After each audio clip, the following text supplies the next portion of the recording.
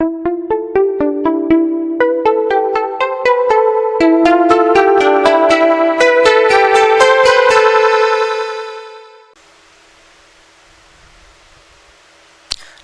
प्यारे बच्चों, pro study में आपका स्वागत है। मैं हूं प्रेम प्रकाश। आज हम शुरू करेंगे क्लास 9th का अध्याय नंबर 1 मैथमेटिक्स का संख्या पद्धति नंबर सिस्टम। तो चलिए आइए पढ़ते हैं। आप सभी का वेलकम है। अध्याय 1 संख्या पद्धति।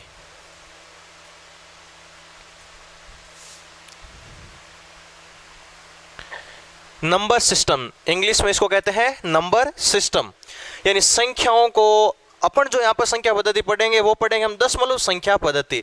अब दशमलव संख्या पद्धति क्या होती है, इसमें कितने प्रकार की संख्या होती है, संख्याओं को कैसे पढ़ा जाएगा, कैसे लिखा जाएगा, किस प्रकार उच्चारण किया जाएगा, इसके बारे में हम यहाँ पर पढ़ेंगे। तो सबसे पहले हम बात करते हैं गणित की ABCD की। यदि किसी बालक को गणित सीखनी है तो सबसे पहले वो गिनती सीखता है। आपने भी देखा होगा या फिर आपने भी किया होगा ऐसा, जब आप सबसे पहले स्कूल में एडमिशन लिया और आपने गणित का अध्ययन किया, उस टाइम आपने गिनती सीखी थी, 1 से शुरू करके 1 2 3 4 5 इस प्रकार की आपने गिनती सीखी थी। तो गणित में जो गणित की जो सबसे छोटी इकाई है वो होती है अंक। इंग्लिश में इसको कहते हैं डिजिट। अंक होते हैं गणितीय संकेत। गणितीय संकेतों 0 1 2 3 4 5 6 7 8 9 को अंक कहते हैं। गणितीय संकेत 1 2 3 4 5 6 7 8 9 को हम अंक कहते हैं। ये गणित में 10 अंक होते हैं। अब जितनी भी संख्या बनती है वो इन 10 अंकों से ही बनती है। अंक का शाब्दिक अर्थ क्या होता है? देखिए, अंक का शाब्दिक अर्थ होता है एक कोई चिन्ह या फिर कोई आप कह सकते हो संकेत,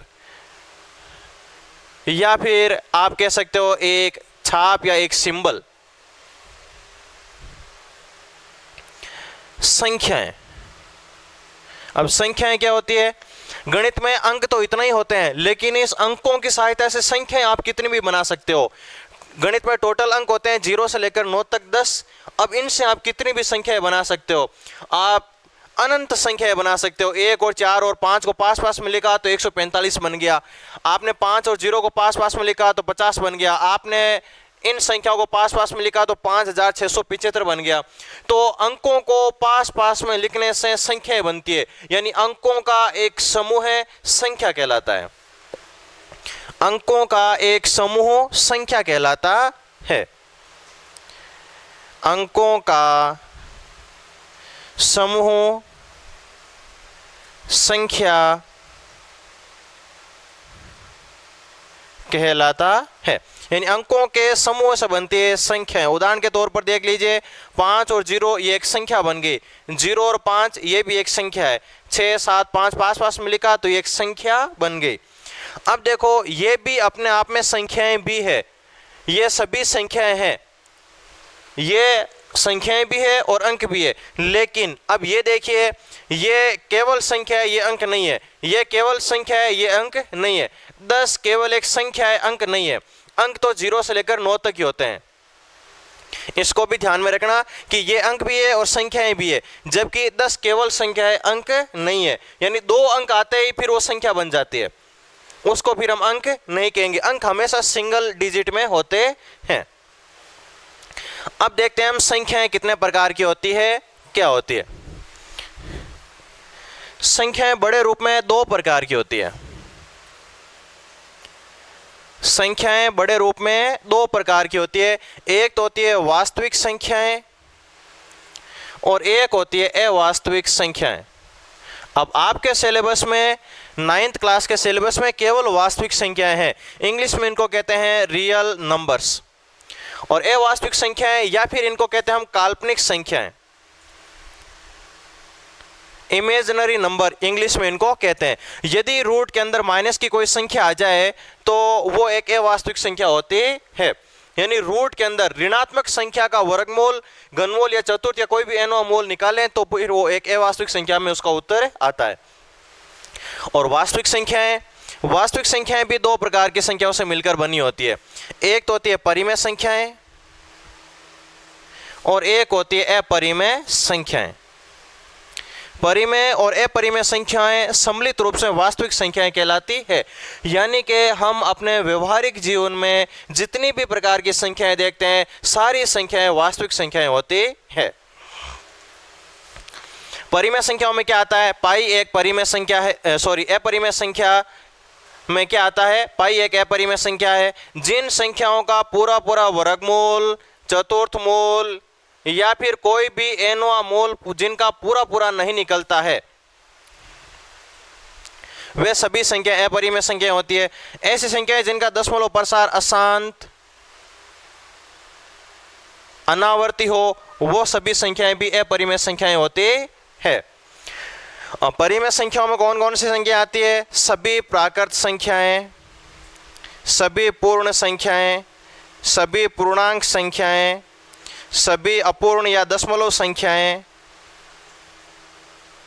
और सभी भिन्नात्मक संख्याएं परिमेय संख्याएं होती है। परिमेय संख्याओं की परिभाषा होती है ऐसी संख्याएं जिन्हें हम p बटा q रूप में लिख सकते हैं, जहां p और q दोनों पूर्णांक और q का मान 0 के बराबर नहीं होना चाहिए। q नॉट इक्वल टू 0 परिमेय संख्या कहलाती है। और ऐसी संख्या जिसको हम p बटा q रूप में नहीं लिख सकते उस संख्या को हम कहते हैं अपरिमेय संख्या।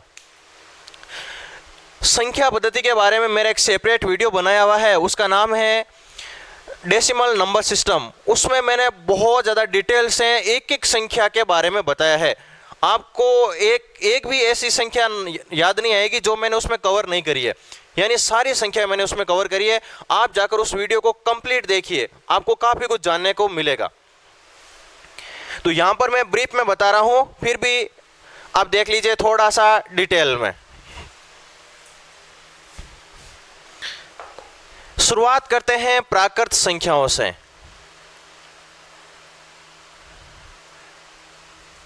मान लीजिए ये एक संख्या रेखा है, मान लीजिए ये एक संख्या रेखा है। कौन सी? वास्तविक संख्या रेखा। यानी अभी मैंने बताया ना, वास्तविक संख्याएं जो अपने हम दैनिक जीवन में, व्यवहारिक जीवन में हम काम में लेते हैं, जो वास्तव में हमारे व्यवहारिक जीवन में काम आती है, उन संख्याओं को हम कहते हैं वास्तविक संख्याएं। मैंने एक वास्तविक संख्या ले ली, वास्तविक संख्या रेखा ले ली। इसमें मैं यहाँ से मान लीजिए चलना प्रारंभ करता हूँ। यहाँ पर मैंने लिखा 1, यहाँ पर 2, 3, 4, 5 और धनात्मक दिशा की ओर अनंत तक बढ़ता जाता हूँ। तो मुझे ये जो संख्या समूह है मिला है, ये जो संख्या समुच्चय है जो 1 से शुरू होता है और धनात्मक दिशा की ओर अनंत तक जाता है, ये संख्या समुच्चय कहलाएगा प्राकृत संख्या। यानी आपने बचपन में नेचुरली तरीके से जो सबसे पहले संख्याएं सीखी है प्राकृतिक रूप से, वो संख्याएं कहलाएगी प्राकृत संख्याएं। इनको इंग्लिश के नंबर n से व्यक्त करते हैं। ये संख्याएं 1 से शुरू होती है, 1, 2, 3, 4 और धनात्मक दिशा की ओर प्लस अनंत तक जाती है। फिर आती है पूर्ण संख्याएं। यदि हम प्राकृत संख्याओं के समुच्चय में 0 को भी सम्मिलित कर लें, अब ये जो सभी संख्याएं हैं ये सभी संख्याएं पूर्ण संख्याएं हैं।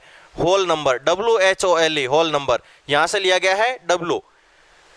0, 1, 2, 3, 4 इस प्रकार प्लस अनंत तक जितनी भी संख्याएं हैं सब संख्याएं होती है पूर्ण संख्याएं। स्पष्ट सा है कि पूर्ण संख्याओं में कौन सी संख्या आ गई है? परिमेय संख्याएं सारी किस में आ गई है? पूर्ण संख्याओं में आ गई है। यानी सभी प्राकृत संख्याएं पूर्ण संख्याएं होती है। अब इसका उल्टा सही नहीं है, सभी पूर्ण प्राकृत नहीं होती है, सभी पूर्ण। अब देखो 0 भी पूर्ण है, ये प्राकृत नहीं है, 0 प्राकृत नहीं है, जबकि जितने भी प्राकृत है वो सब क्या है? पूर्ण है। अब देखो इस संख्या रेखा पर मैं 0 से कम मान वाली संख्याएं भी ले लेता हूं, तो 0 से कम मान वाली -1, -2, -3, -4 इस प्रकार माइनस अनंत तक पूरे मान वाली जितनी भी संख्याएं हैं ये सभी संख्याएं कहलाएगी पूर्णांक, इंटीजर। इसको संकेत Z से व्यक्त करते हैं। ऐसी संख्याएं जो माइनस अनंत से शुरू हो और -3 आ गया, -2, -1, 0 और धनात्मक दिशा की ओर प्लस अनंत तक चले। इसमें देखो पूर्णांक संख्याओं में सभी प्राकृत संख्याएं सम्मिलित है, सभी पूर्ण संख्याएं सम्मिलित है, और इसके अलावा भी कुछ नई संख्याएं और आ गई है। तो ये जो संख्या समुच्चय है ये पूरा पूरा पूर्ण संख्या समुच्चय कहलाएगा। जितने भी प्राकृत है वो पूर्ण है, जितने भी पूर्ण है वो पूर्णांक है। ऊपर वाली सारी संख्याएं इनमें नीचे वालों में आ रही है, लेकिन नीचे वाली सारी संख्या ऊपर वालों में नहीं आ रही है। देखो इसमें तो -3 आ रहा है जबकि इन दोनों में -3 नहीं है, इसमें 0 आ रहा है जबकि प्राकृत में 0 नहीं है। तो इसका उल्टा सही नहीं है। यदि आपसे कोई पूछ ले कि बताओ प्रत्येक पूर्णांक संख्या पूर्ण संख्या होती है क्या, प्रत्येक पूर्णांक यानी ये सभी संख्याएं पूर्ण संख्या होती है क्या? नहीं, सभी संख्याएं पूर्ण संख्याएं नहीं होती है। माइनस वाली पूर्ण नहीं होती है, पूर्ण हमेशा प्लस वाली संख्याएं होती है। और प्रत्येक पूर्ण संख्या प्राकृत होती है तो भी गलत है, इसमें 0 भी आ गया। अब 0 प्राकृत नहीं होता है। अब हम देखते हैं कि संख्या रेखा के अलावा भी तो कुछ संख्याएं होती है। पॉइंट वाली संख्या होती है 1.45 आ जाए, बटा वाली संख्या होती है 22/7 आ जाए, 6/7 आ जाए। अब बाकी जो संख्या बच गई है वो बच गई, एक तो दशमलव संख्याएं और एक बच गई है भिन्नात्मक संख्याएं। दशमलव या फिर इनको कहते हैं हम अपूर्ण संख्या, यानी ऐसी संख्याओं का मान पूरा पूरा नहीं होता है। 3.14 ये देखो आधा अधूरा मान है। 3.14 3 और 4 के बीच में आ रहा है, इसका मान न तो 3 है न 4 है। तो आधे अधूरे मान वाली जितनी भी संख्याएं हैं ये कहलाएगी अपूर्ण या दशमलव संख्याएं। एक होती है भिन्नात्मक संख्याएं। भिन्नात्मक संख्याएं क्या होती है? मेरा वीडियो देखिए, वो जो मैंने डेसिमल नंबर सिस्टम बताया वो कंप्लीट देखिए और आप खुद देखिए कि भिन्नात्मक संख्याएं क्या होती है, और फिर यहाँ पर मुझे कमेंट करके बताइए कि भिन्नात्मक संख्याएं क्या होती है। इसको जाइए देखिए, थोड़ा सा बता देता हूँ। भिन्नात्मक संख्या हमेशा प्लस की होती है, भिन्न कभी भी ऋणात्मक नहीं होती है। और भिन्न में होते हैं अंश और हर, और भिन्न का मान होता है 0 या 0 से बड़ा और 1 या 1 से छोटा। अब भिन्न कितने प्रकार की होती है इसके बारे में भी मैंने वहां पर डिटेल से समझाया है। ये आपके कोर्स में नहीं है इसलिए मैं ये नहीं बता रहा हूँ, लेकिन आपके ज्ञान के कोर्स में तो है, उसका आपको ज्ञान होना चाहिए। उसके लिए जाकर आप उसको पूरा वीडियो को देखिए। अब बात करते हैं हम परिमेय संख्याओं की। तो ऐसी संख्याएं जिनको हम p बटा q रूप में लिख सकते हैं, जहां p व q दोनों पूर्णांक हो, p व q दोनों पूर्णांक हो। यदि पूर्णांक नहीं है, इस प्रकार में लिखा हुआ है p बटा q रूप में तो है लेकिन पूर्णांक में नहीं है, तो पूर्णांक में बदल देना। देखो यहां से मैंने 1 छोड़ के पॉइंट हटाया तो मैं बटा में 10 से गुणा कर दूंगा, और बटा में मैं 2 छोड़ के पॉइंट हटा रहा हूँ, 1 और 2 छोड़ के पॉइंट हटा रहा हूँ, तो ऊपर मैं 100 से गुणा कर दूंगा। तो यहाँ पर आ जाएगा 654, 0 से 0 कैंसिल, ऊपर हो गया 450 और बटा में हो गया 654। ये हो गया p बटा q रूप, और दोनों आगे पूर्णांक में। तो यदि कोई संख्या पूर्णांक में नहीं है तो उसको आप पूर्णांक में बदल सकते हो। ऐसी संख्या जिनको हम p बटा q रूप में लिख सकते हैं जहां p और q पूर्णांक है, लेकिन q का मान 0 नहीं हो सकता। p का मान 0 हो सकता है लेकिन q का मान 0 नहीं हो सकता। यह संख्या कहलाती है परिमेय संख्याएं। अब आप कोई सी भी संख्या ले लो, किसी भी संख्या को आप p बटा q रूप में लिख सकते हो। जैसे 0 है तो 0 का आप लिख सकते हो 0/6, इसकी वैल्यू देखो 0 ही आएगा। 0/6, 7/6, कुछ भी लिखो भले, p बटा q रूप में इसको लिख सकते हैं। 1 है तो 1 को आप लिख सकते हो 7/7, ये लिख दिया मैंने p बटा q रूप में 1 को। 2 है तो 2 का आप लिख सकते हो 4/2, 12/6, 24/12, 38/19। तो आप 2 को कैसे भी p बटा q रूप में लिख सकते हो। तो ऐसी संख्याएं जिनको हम p बटा q रूप में लिख सकते हैं जहां p व q दोनों पूर्णांक हो और q नॉट इक्वल टू 0 हो, परिमेय संख्याएं कहलाती है। अब परिमेय संख्याओं में कौन कौन सी संख्याएं आती है? परिमेय संख्याओं में आती है सभी प्राकृत संख्याएं, सभी पूर्ण संख्याएं, सभी पूर्णांक संख्याएं, सभी अपूर्ण या दशमलव संख्याएं डेसिमल नंबर्स, और सभी फ्रैक्शन नंबर भिन्नात्मक संख्याएं। ये सभी संख्याएं होती है परिमेय संख्याएं। वे सभी संख्याएं जिनका पूरा पूरा वर्गमूल निकलता है या फिर पूरा पूरा घनमूल निकलता है। वे सभी संख्याएं घनमूल, चतुर्थ मूल या nवां मूल जो भी है पूरा पूरा निकलता है तो वो परिमेय संख्या होगी। वे सभी संख्याएं जिनका दशमलव प्रसार शांत या फिर हो अशांत आवर्ती, शांत या अशांत आवर्ती, वे सभी संख्याएं परिमेय संख्याएं होती है। अब हम बात करते हैं अपरिमेय संख्याओं की। हालांकि मैंने बता दिया अपरिमेय संख्याएं हिंदी में ए लगाते ही उसका विपरीत बन जाता है। जैसे शुभ, शुभ का मतलब होता है अच्छा, और यदि आगे ए लगा दिया तो ये हो जाएगा अशुभ यानी बुरा। परिमेय यानी जो पी बटा क्यू रूप में लिखी जा सके, अपरिमेय यानी जो पी बटा क्यू रूप में नहीं लिखी जा सके। और यहाँ पर पी और क्यू क्या है, पूर्णांक, और क्यू का मान 0 के बराबर नहीं हो सकता। तो ऐसी संख्याएं अपरिमेय संख्याएं कहलाती है। अब हम बात करते हैं वास्तविक संख्याओं के दशमलव प्रसार के बारे में। वास्तविक संख्याओं के दशमलव प्रसार। वास्तविक संख्याओं में दो प्रकार की संख्याएं आती है। एक तो आती है परिमेय संख्याएं और एक आती है अपरिमेय संख्याएं।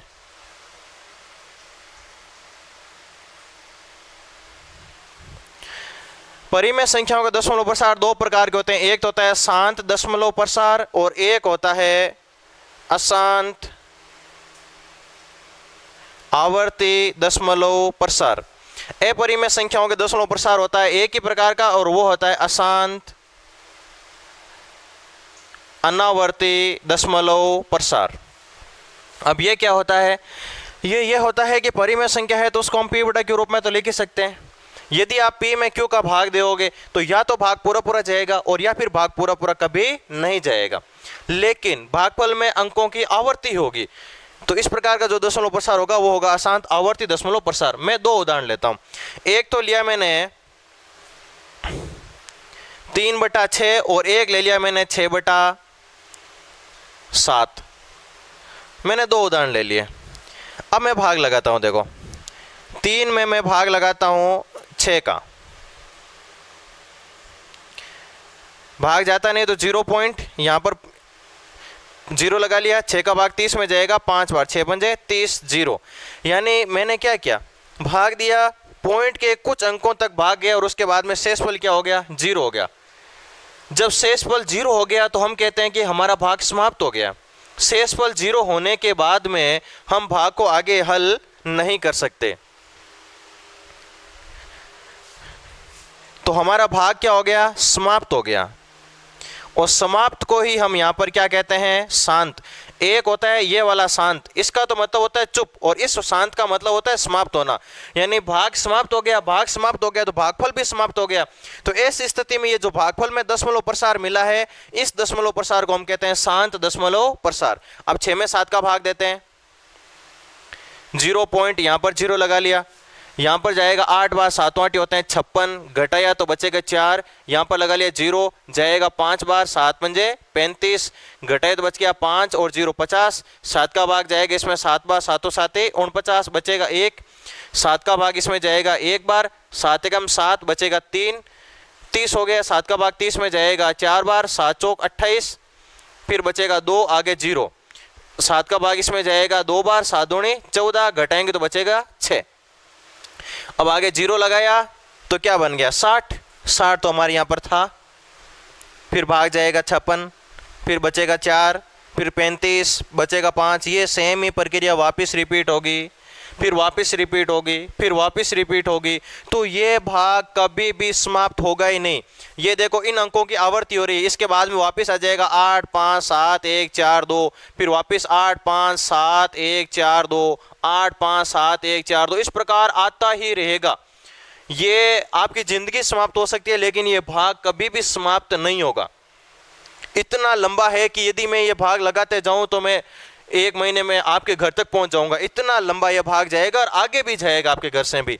तो इस प्रकार का जो दशमलव प्रसार मिला है, इसमें देखो भाग तो पूरा हो ही नहीं रहा है, भाग समाप्त हो ही नहीं रहा है। भाग समाप्त नहीं हो रहा है, इसका मतलब भाग क्या है, अशांत है। शांत का मतलब समाप्त होना और अशांत का मतलब समाप्त नहीं होना। और यहाँ पर देखो अंकों की आवर्ती हो रही है, कुछ चरणों के बाद में ये सेम ही अंक वापस रिपीट हो रहे हैं, वापस आ रहे हैं। तो ऐसी स्थिति में जो हमें ये भागफल मिला, इस भागफल वाला जो दशमलव प्रसार, इसको हम कहेंगे अशांत आवर्ती दशमलव प्रसार। तो भाग में दो स्थितियां बनती है, या तो भाग पूरा पूरा चला जाता है, शेषफल 0 हो जाता है, और या फिर भाग पूरा पूरा जाता ही नहीं है और कुछ अंकों की आवर्ती होती है। आवर्ती होती है तो वो हो जाएगा अशांत आवर्ती दशमलव प्रसार, और भाग यदि समाप्त हो गया तो वो होगा शांत दशमलव प्रसार। ये तो P बटा Q रूप में था, तो मैंने भाग देकर आपको समझा दिया। इसको तो हम P बटा Q रूप में लिख ही नहीं सकते, इसलिए मैं इसको भाग देकर तो नहीं समझा सकता। मैं इसका एक उदाहरण सीधा सीधा समझा देता हूं आपको, अशांत आवर्ती का, अनावर्ती का। इसमें क्या है, जैसे कोई भी संख्या आ जाए, अंक तो आएंगे लेकिन एक निश्चित क्रम से अंक नहीं आएंगे। जैसे 3.1 4 5 6, अब वापस आ जाए 7 4 5 3, जो भी है ये अंक देखो वापस तो आ रहे हैं लेकिन बिना कोई क्रम के, और आगे डॉट डॉट लगा हुआ है। डॉट डॉट लगा होने का मतलब है कि ये समाप्त नहीं है, ये अशांत है, अनंत तक जाएगा और आवर्ती नहीं हो रही है। देखो यहाँ पर 6 है, 6 तो यहाँ भी है, लेकिन इस 6 के आसपास कौन है, 4 और 7। इस 6 के आसपास कौन है, 5 और 7। तो यहाँ पर अंक आ तो रहे हैं लेकिन बिना कोई क्रम के आ रहे हैं, एक निश्चित क्रम से अंक नहीं आ रहे हैं। इसलिए इस प्रकार का जो दशमलव प्रसार ये कहलाएगा अशांत अनावर्ती दशमलव प्रसार।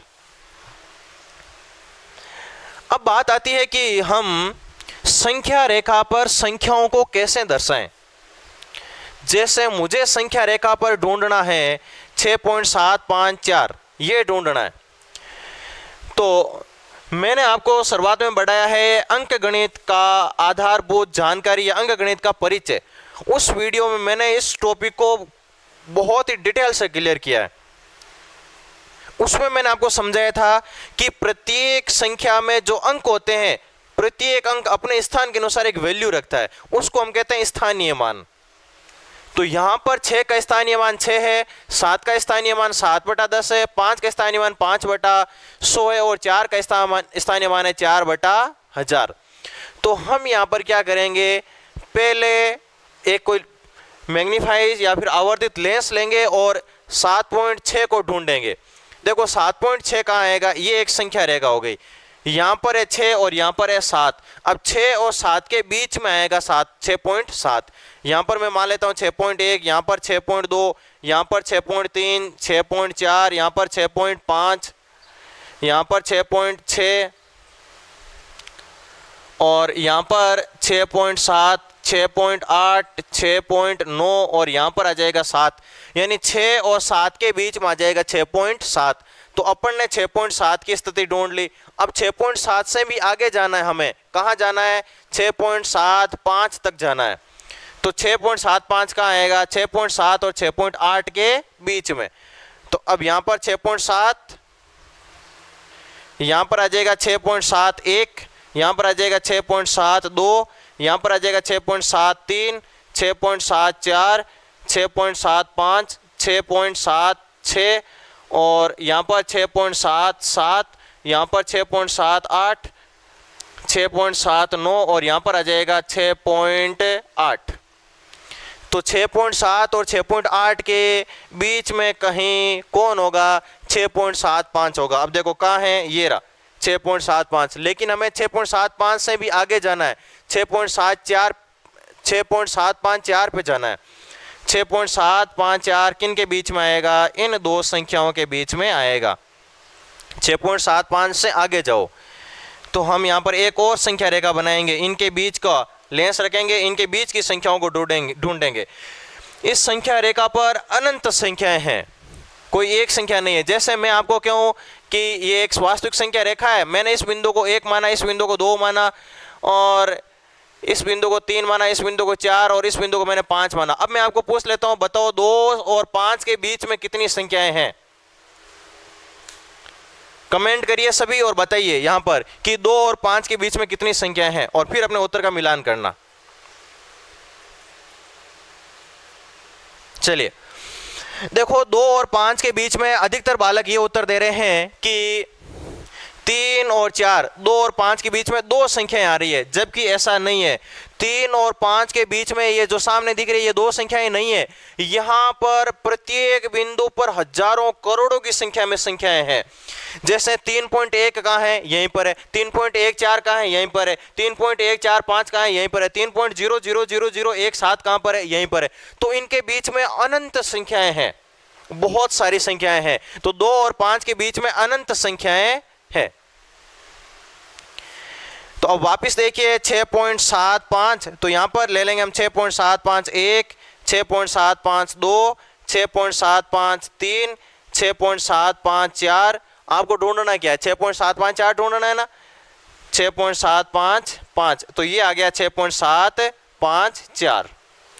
इस प्रकार से आप संख्या रेखा पर किसी भी संख्या को निर्देशित कर सकते हो। क्या करो, जो संख्या चाहिए पहले आप 6.7 को ढूंढो, 6.7 आएगा 6 और 7 के बीच में, फिर 6.75 को देखिए, फिर आप 6.754 को देखिए, यानी एक एक अंक आगे बढ़ते जाना है। फिर बात आती है कि हम रूट वाली संख्याओं को संख्या रेखा पर कैसे निर्देशित करें, क्योंकि संख्या रेखा तो एक वास्तविक संख्या रेखा होती है। अब वास्तविक संख्या रेखाओं में अपरिमेय संख्याएं भी आती है। अब अपरिमेय संख्याएं तो रूट वाली होती है, जिनका पूरा पूरा वर्गमूल नहीं निकलता है, जैसे √2 है, √3 है, √4 है। इस प्रकार से इस प्रकार वाली संख्याएं आप देखिए उदाहरण नंबर 3 और 4। उदाहरण नंबर 3 और 4 में यही दे रखा है कि √2 और √3 को संख्या रेखा पर निर्देशित करिए। √2 और √3 को संख्या रेखा पर बताइए। तो हम क्या करेंगे, एक संख्या रेखा खींच लेंगे। ये संख्या रेखा खींच ली मैंने, यहां पर मैंने लिख लिया 0, यहां पर मैंने लिख लिया 1 और यहां पर मैंने लिख लिया 2। लेकिन एक बात का आपको ध्यान रखना है कि इनका बीच का दूरी 1-1 सेंटीमीटर की रखना। आप 1 सेंटीमीटर, यहां पर 0 लिखा, 1 सेंटीमीटर के बाद में 1, अगले 1 सेंटीमीटर के बाद में 2, यानी 1-1 सेंटीमीटर के गैप से आपने ये दो संख्याएं लिख दी। और मुझे अब स्थान निर्धारित करना है √2 का। अब मैं क्या करूंगा, ये 1 सेंटीमीटर हो गया। अब मैं 1 सेंटीमीटर यहां पर लंब खींच लूंगा, 1 सेंटीमीटर लंबवत एक वर्टिकल रेखा खींच लूंगा इस 1 के ऊपर। तो ये बन गया यहां पर समकोण, और इस बिंदु का मैं नाम दे देता हूं A, इस बिंदु का B और इस बिंदु का मैंने नाम दे दिया C। अब मैं क्या करता हूं कि C को मिला देता हूं A से, तो देखो एक समकोण त्रिभुज बन गया। समकोण त्रिभुज में ये 1 है और ये भी 1 सेंटीमीटर है, ये 1 सेंटीमीटर, ये भी 1 सेंटीमीटर। तो ये कितनी हो जाएगी, समकोण त्रिभुज में होता है कर्ण स्क्वायर बराबर आधार स्क्वायर प्लस लंब स्क्वायर। तो कर्ण का मान ज्ञात करना है, आधार 1, लंबी 1, 1 का स्क्वायर 1, 1 का स्क्वायर 1, 1 और 1 हो जाएंगे 2, कर्ण का स्क्वायर हटाएंगे तो इस तरफ रूट का चिन्ह लगाएंगे, इधर बचेगा क्या, कर्ण। तो ये आ गया √2, यानी ये जो लंबाई है ये लंबाई है √2। अब आपको क्या करना है, प्रकार खोलना है, 0 पर प्रकार रखना है, प्रकार खोलना है बिंदु C तक। 0 पर प्रकार रखा, प्रकार C तक खोला और आपको इस प्रकार का एक चाप काट देना है, इस प्रकार का एक चाप काट देना है। तो ये चाप संख्या रेखा पर जहां काटेगा वहां होगा √2 का स्थान। सिंपल सा है, आप एक संख्या रेखा ले, यहां पर 0 लिया, यहां पर 1 लिया, यहां पर आपने क्या ले लिया 2। ये 1 सेंटीमीटर है तो 1 सेंटीमीटर लंब रेखा खींच लो, फिर इसको इससे मिला दो, ये एक समकोण त्रिभुज बन गया, ये 1 तो कर्ण हो जाएगा √2। अब प्रकार रखो यहां पर और प्रकार को खोलो यहां से लेकर यहां तक, प्रकार यहां पर रखकर एक चाप काट दो, इस प्रकार का आपने एक चाप काट दिया प्रकार यहां पर रखकर, तो ये जो स्थान है ये यहां पर होगा √2। अब बात आती है कि √3 को कैसे दर्शाएं। तो √3 के लिए क्या करना है, यहां पर 90 बनाया, अब की बार यहां पर 90 बनाना है, इस लाइन पर 90 डिग्री का कोण बना देना है। इस लाइन को आगे बढ़ा दो और यहां पर 90 डिग्री कोण बना दो इस प्रकार से, या चांदे की सहायता से ये 90 डिग्री कोण बना दिया आपने। अब ये दूरी भी आपको 1 सेंटीमीटर लेनी है और फिर इसको मिला देना है इससे। तो देखो ये है √2 और ये है 1 और ये हो गया कर्ण, हमें कर्ण ज्ञात करना है। तो कर्ण बराबर होता है रूट आधार स्क्वायर प्लस लंब स्क्वायर। आधार कितना, आधार है √2, तो √2 का स्क्वायर प्लस लंब कितना, लंब 1, 1 का स्क्वायर। √2 का स्क्वायर 2 होगा और 1 का स्क्वायर होगा 1, 2 और 1 हो जाएंगे 3, तो ये हो गया √3। यानी ये जो लंबाई है ये √3 सेंटीमीटर होगी। अब आपको प्रकार रखना है बिंदु 0 पर और प्रकार खोल लेना है यहाँ से लेकर यहाँ तक और इस प्रकार का एक चाप काट देना है, इस प्रकार का एक चाप काट देना, तो यहाँ पर आ जाएगा √3 का स्थान। √3 का स्थान यहाँ पर या थोड़ा 2 से, हाँ यहीं पर आएगा, सही है, यहाँ पर आ जाएगा √3 का स्थान। इस प्रकार आप √4 √5 आप किसी भी संख्या को संख्या रेखा पर दर्शा सकते हो।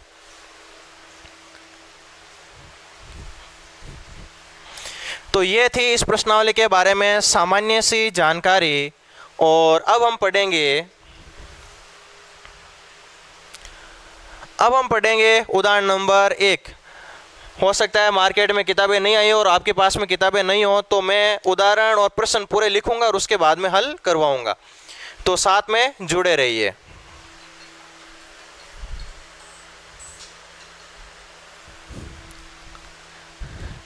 मैं लेता हूं उदाहरण नंबर 1। उदाहरण 1 में आपको दे रखा है क्या, 3 कथन दे रखे हैं, आपको बताना है कि यह कथन सही है या गलत है। आपको एक तो दे रखा है कि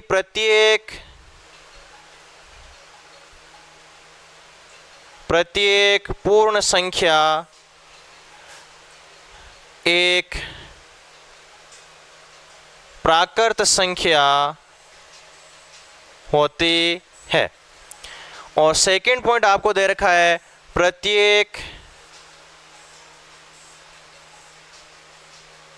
पूर्णांक संख्या एक परिमेय संख्या होती है।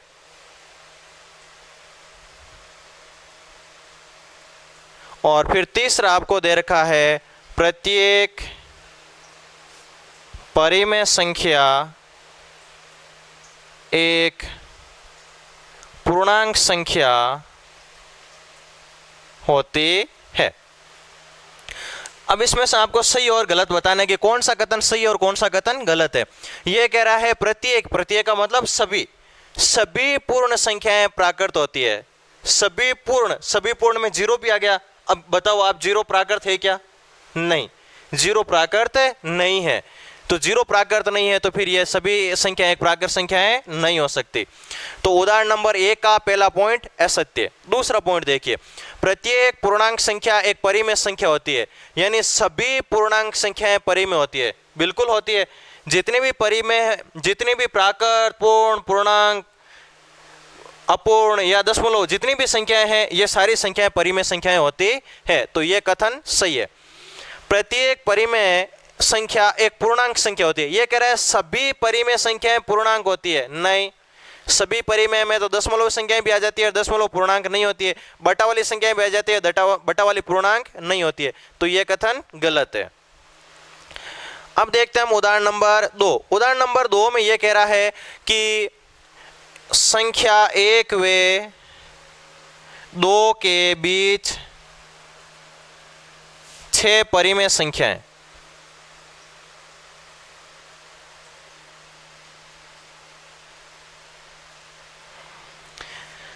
ये कह रहा है 1 और 2 के बीच में 6 परिमेय संख्या लिखो। अभी मैंने आपको कहा था कि 1 और 2 यानी किन्हीं भी 2 संख्याओं के बीच में अनंत संख्या होती है, बहुत सारी संख्या होती है। अब ऐसा मत कर देना कि सर 1 और 2 के बीच में तो कोई संख्या होती ही नहीं है, तो फिर हम 6 संख्या कैसे ज्ञात करेंगे? 2 और 3 के बीच में इतनी संख्या होती है कि उनके हम कहीं पर भी लिख भी नहीं सकते। लिखना शुरू करते हैं तो दुनिया भर की कॉपियां भर जाएगी, लेकिन वो संख्या समाप्त नहीं होगी। इसलिए हम यहाँ पर 6 संख्याएं तो आसानी से ज्ञात कर ही सकते हैं। अब कैसे ज्ञात करना है, तरीका समझ लेना। 1 और 2 के बीच में हमें 6 परिमेय संख्याएं। तो 1 को मैं क्या लिख सकता हूं?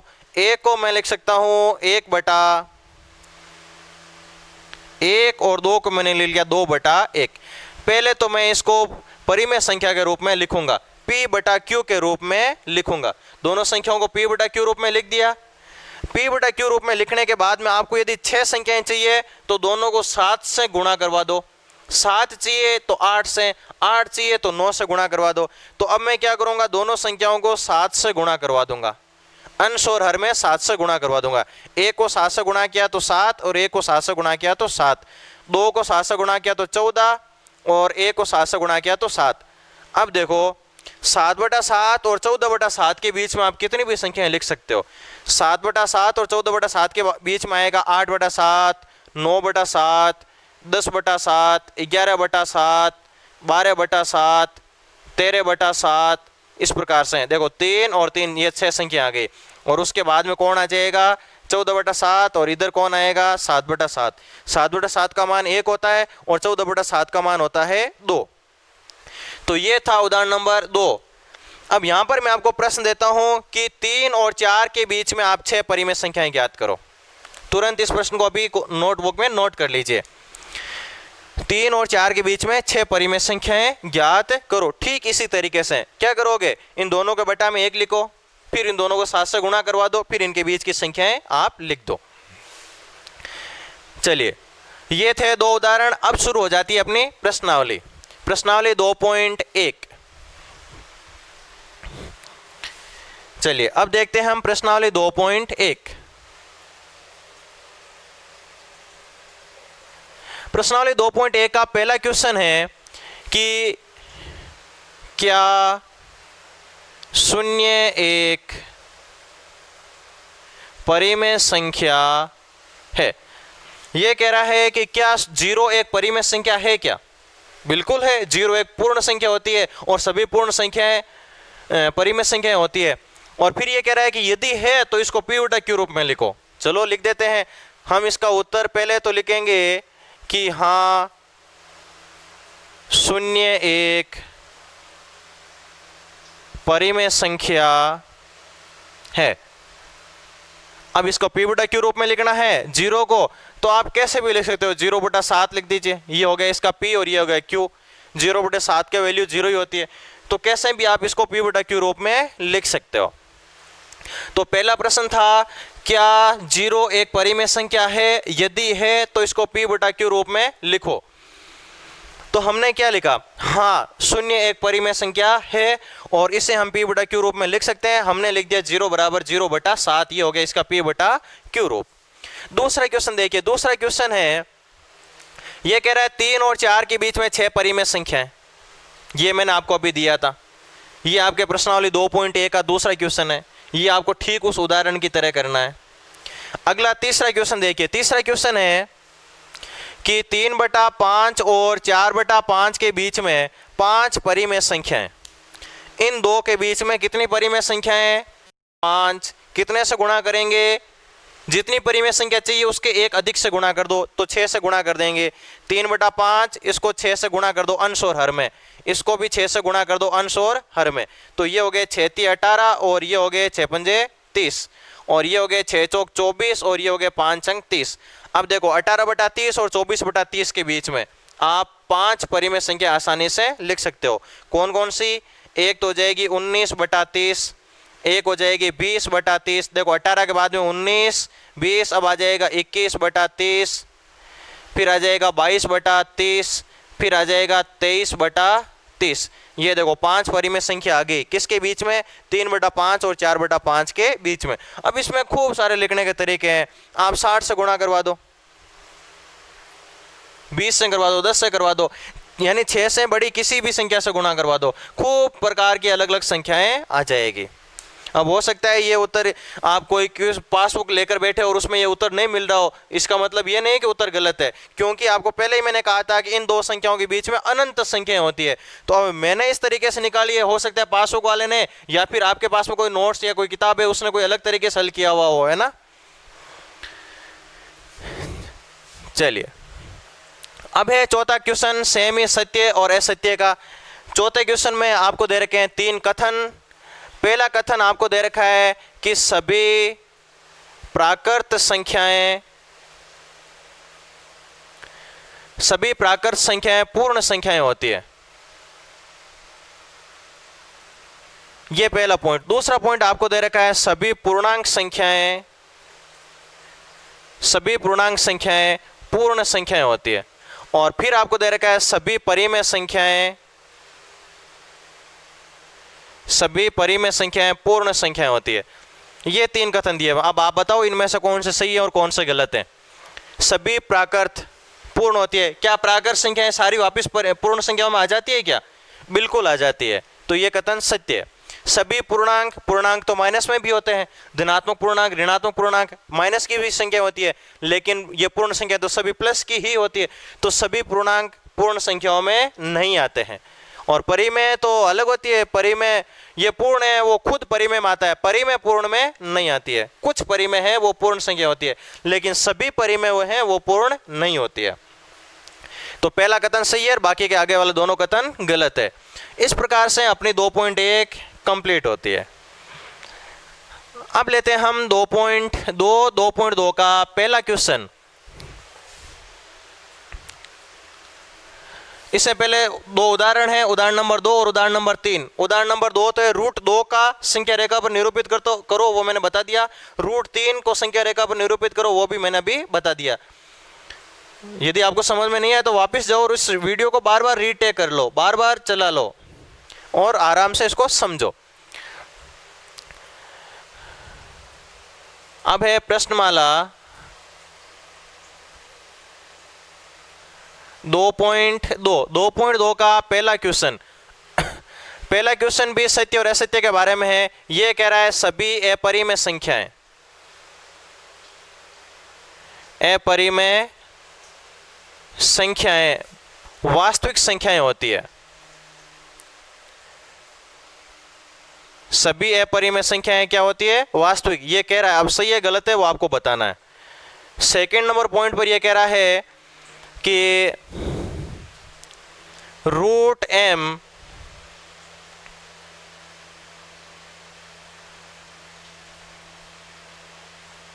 एक, यह कह रहा है कि प्रत्येक वास्तविक संख्या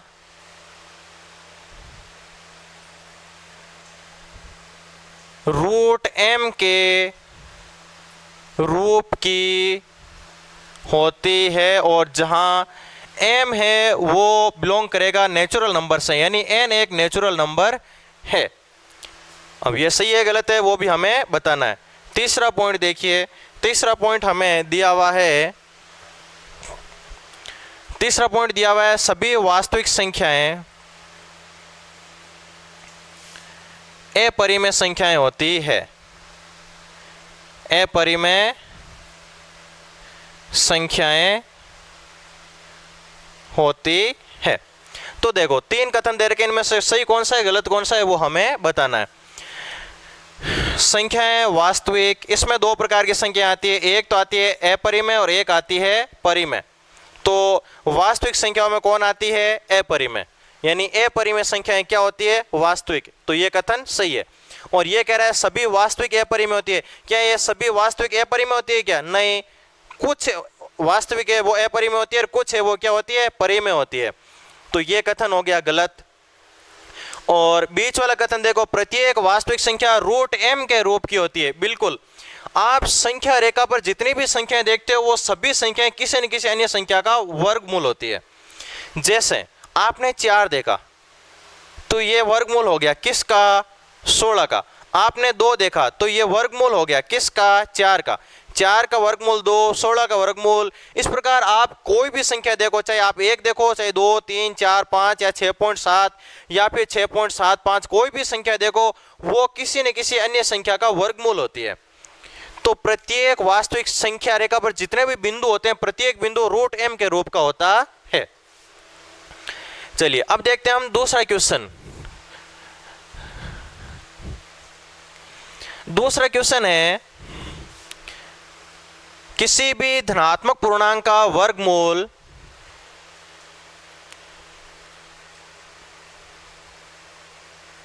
सभी